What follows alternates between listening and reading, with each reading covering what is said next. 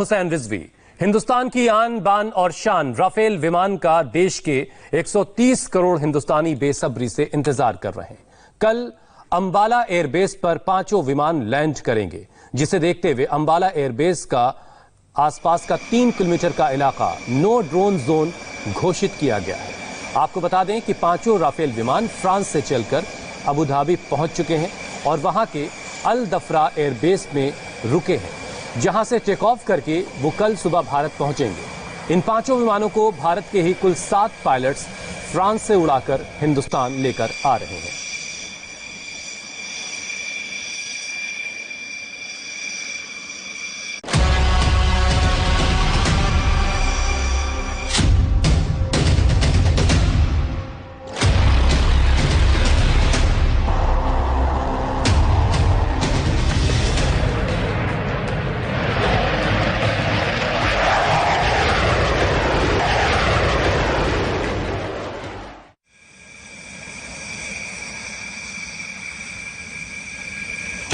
शानदार गर्जना,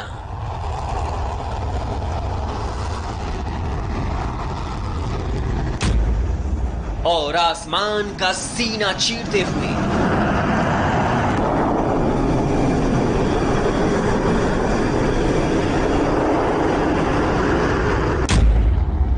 भारत आ रहे हैं ये 5 राफेल विमान।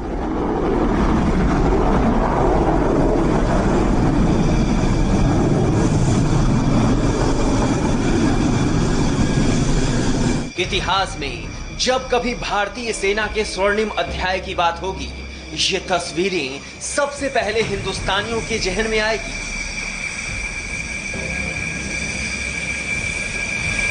ये गर्जना हिंद के रणबांकुरों का हमेशा हौसला बढ़ाती रहेगी। हिंदुस्तान की आन बान और शान के नए प्रतीक बनने जा रहे हैं ये राफेल विमान, जिनके हिंदुस्तान की धरती पर उतरने की घड़ी अब उंगलियों पर गिनी जा सकती है। देश के 130 करोड़ हिंदुस्तानियों में गजब का उत्साह है, गजब का जोश है, और उस घड़ी को सोचकर उनका सीना गर्व से फूला जा रहा है जब वो इन पांचों राफेल विमानों को अंबाला एयरबेस पर उतरते देखेंगे। आसमान के इन महायोद्धाओं को हिंदुस्तानी धरती को चूमता हुआ देखेंगे, भारतीय जंगी बेड़े में शामिल होते हुए देखेंगे। ये जंगी जहाज 7000 किलोमीटर का सफर तय कर हिंदुस्तान आ रहे हैं। फ्रांस से उड़ने और अबू धाबी के एयरबेस पर उतरने से पहले पांचों राफेल फाइटर प्लेन्स की एयर टू एयर रिफ्यूलिंग हुई, यानी हवा में ही ईंधन भरा गया। अभी ये पांचों राफेल विमान अबू धाबी के अल दफरा एयरबेस में रुके हैं और इस स्टॉपेज के बाद कल यानी 29 जुलाई को हिंदुस्तान आ जाएंगे। हमारे 7 फाइटर पायलट्स ही इन्हें उड़ाकर हिंदुस्तान ला रहे हैं, जिसे देखते हुए अंबाला में भी खास इंतजाम किए गए हैं। चूंकि राफेल की पहली खेप हरियाणा के अंबाला बेस पर तैनात की जाएगी, इसके लिए अंबाला एयरबेस का 3 किलोमीटर का इलाका नो ड्रोन जोन घोषित कर दिया गया है। अंबाला एयरबेस पर अलग से इंफ्रास्ट्रक्चर तैयार किया गया है, जिसमें हैंगर यानी विमानों के खड़े करने की जगह, एयर स्ट्रिप और कमांड एंड कंट्रोल सिस्टम शामिल है। राफेल की पहली स्क्वाड्रन को गोल्डन एरो का नाम दिया गया है। अंबाला बेस में ये पांचों विमान उतरेंगे 29 तारीख को, फिर ये यहाँ पर कुछ दिन रुकेंगे। उसके बाद इनको तैयार किया जाएगा ताकि वो लद्दाख के इन वादियों में, आप देख सकते हैं कि ऊंची ऊंची पहाड़ियां हैं। लद्दाख का ये एयरबेस आपको बता दें 11,000 फीट की ऊंचाई पर है, लेकिन इनका जो ऑपरेशनल एरिया जो पड़ता है, जहां पर एलएसी है, वो 16,000 से 14,000 फीट तक की ऊंचाई पर है। लेकिन रफाल जब यहाँ पर आएगा तो भारत की जो वायु शक्ति है चौगुनी हो जाएगी। ये तस्वीरें उस वक्त की हैं जब ये फाइटर जेट फ्रांस के मैरिग्नस एयरबेस से उड़ान भर रहे थे। इस बेहद खास मौके पर फ्रांस में भारत के राजदूत जावेद अशरफ एयरबेस पर मौजूद थे। उन्होंने ही इस फाइटर प्लेन्स को सी ऑफ किया।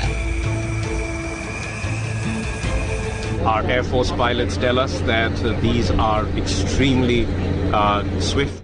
हमारे एयरफोर्स पायलट ने बताया है कि ये बेहद तेज, फुर्तीले और अलग अलग खूबियों वाले बेहद घातक एयरक्राफ्ट हैं। आप इन्हें ब्यूटी एंड बीस्ट दोनों कह सकते हैं।